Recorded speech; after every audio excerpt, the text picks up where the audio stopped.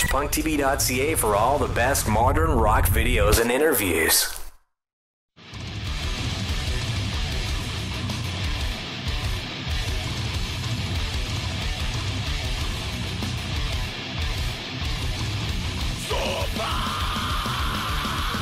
This is Tech 873 because I'm on the receiving end of a lot of comments. Yes, I've got a list. I'm fatter than most of the kids that I interview. I'm older than most of the kids that I interview, and this is all quite obvious. But I'm here doing this, and most of those kids are not. They're on the other side of the internet. And if they want to do it, they're welcome to call me or email me and come and write for Punk TV because we've got interns all over the world. But Tech 873 said this: "It's nice to see an interviewer who is articulate and has done his research, as opposed to being some starstruck moron asking boring, monotonous questions." So again, the stereotypes, really happen on both sides of it. Do you have a certain level of expectation when you're being interviewed? Do you prefer to know in advance what the questions are going to be, or do you prefer to have some quality of questions being asked?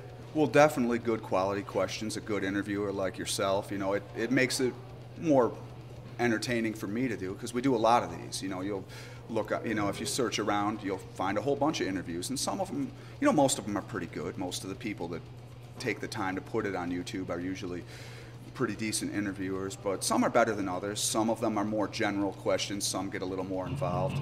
It's good to have, a variety of different interview types, some that are more general for people that are just learning about us, and then some that are more in depth for people who, some people wouldn't want to go as deep as this when they're first learning about the band, like, talking about lyrics and that kind of thing. They just might want to know the very most basic information about the band. And so it's good to have both types out there. Usually when we do the bigger tours, we get the people asking the more basic questions and that sort of thing. And then you do have some that are kind of inexperienced, but that's fine too. If anyone's interested in listening to me talk for a half hour, I'm going to talk to them. I'm not bothered by anybody having questions that aren't particularly exciting or anything like that, because I'm just flattered that they give a crap enough to even talk to me.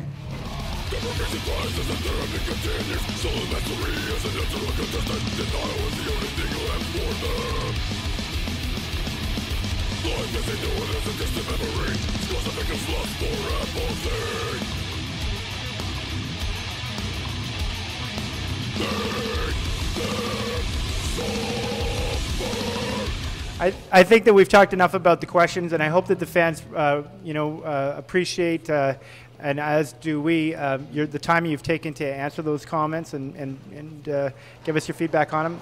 I think what I'd really like to talk about now is the new album. It's called Evisceration Plague. Tell us about the album, and let's talk about the artwork too. Sure. Well, I'll just give the basic information. We recorded the album at Mana Studios in St. Petersburg, Florida, once again with Eric Rutan, the producer that we had worked with on Kill.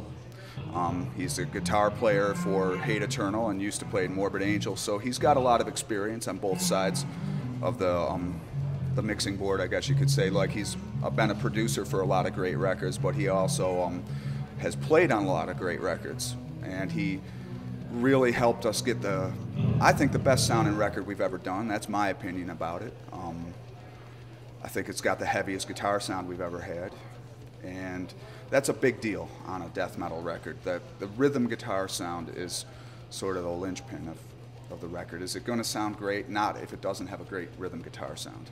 You can kind of get away with other things maybe lacking a little bit, but if the rhythm guitar is there, you're there. I think he did a great job on all facets of the record, really, but the rhythm guitar is the standout to me. Let's just quickly talk about tracking the rhythm guitars. What is the Cannibal Corpse method and the Eric Rutan method for tracking the guitars? Is it walls and walls of guitars? Is it walls of amps? Is it multi-tracking guitars? Definitely the multi-tracking thing, like there'll be two guitars on each side. Just getting the sound too, I guess I should start from the start. And getting the sound, they'll try a bunch of different cabinets, usually a bunch of Marshall cabinets and Mesa Boogie cabinets, a bunch of different heads. The triple rectifier, Mesa Boogie triple rectifier, is what they settled on, and that wound up being all 4 tracks this time. I think last time it was a Mesa and an Engel, which for Kill, which was also a good sound. But all 4 tracks are Mesa Boogie triple rectifier. Great sounding heads. An awful lot of death metal bands use them for good reason. I mean, they sound amazing. and just one cabinet mic'd. I think it was Pat's Mezza cabinet with EV speakers. I'd have to ask him. I can't. I'm not the guitar player, so I don't know. He's got a bunch of cabinets, and each of them have different speakers in them. But we're just going for maximum heaviness, but also clarity. You want to be able to hear everything that the guys are playing. There's a lot of notes going on, and a lot of it's muted. And if you don't have a good sound, that stuff can get lost. You know, if you get too much distortion, then you lose the sound. So we try and get the maximum heaviness without losing the clarity and the notes that are coming out. And bass, direct DI into the board, or do you have any particular method for recording your bass? I used an Ampeg SVT 4 Pro and an Ampeg 810 cabinet on that album. I've recently switched to SWR amps, and I'm really happy with those. That's what I've been using on tour. But for the album, I used Ampeg. And excuse me for interrupting. You're miking your bass going in? yeah, I mic it, and then I also use a bass pod, and then we had a direct channel as well, and then we'll blend those together to get the best sound we can. And why not? You know, it's not like the old days where you might have had a limited number of tracks. I mean, if you're dealing with, you know, digital recording, you can have 3 tracks of bass. It's not a problem. It's just, you know, space on your hard drive. It doesn't take up that much. So we'd rather have more options than less when it comes to all this stuff, you know, trying out. We'll try everything that we can to make this sound as heavy as possible. 8 months of writing, or 8 months of writing and recording? Are we approaching the Metallica recording process? How long in the studio? Yeah, we'd never be able to afford 8 months in a studio, but about 6 months of writing or so, maybe a little bit more, actually. We started writing towards the end of January 2008. We spent the whole year home, you know, 2008. We didn't do one single show, and we were writing the whole year, and we were finished writing by August. So what's that? Yeah, that's actually closer to 7 or 8 months just writing. And then we went in the studio in September. In September and October we recorded and mixed, and the album was finished by like Halloween or a couple days after. So 2 months in the studio is about all we need, and we could probably do it even a little faster. I mean, the more time you give yourself in the studio, the more you use. We've never had a situation where we had too much time. Like, we finished early and we're like, oh crap, we have an extra week. What are we going to do with all this time? You know, it's never like that. You just end up using all the time that you've allotted for yourself, and you still end up having a crunch period towards the end where it's kind of scrambling to get things together at the last minute. It never fails.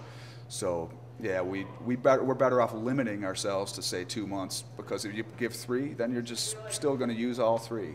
You know, you can just nitpick this stuff to death to make sure everything's perfect and you get the best sounding record. At some point, you just got to say, stop. We're done. This is good enough. Let's keep the process moving forward. All right.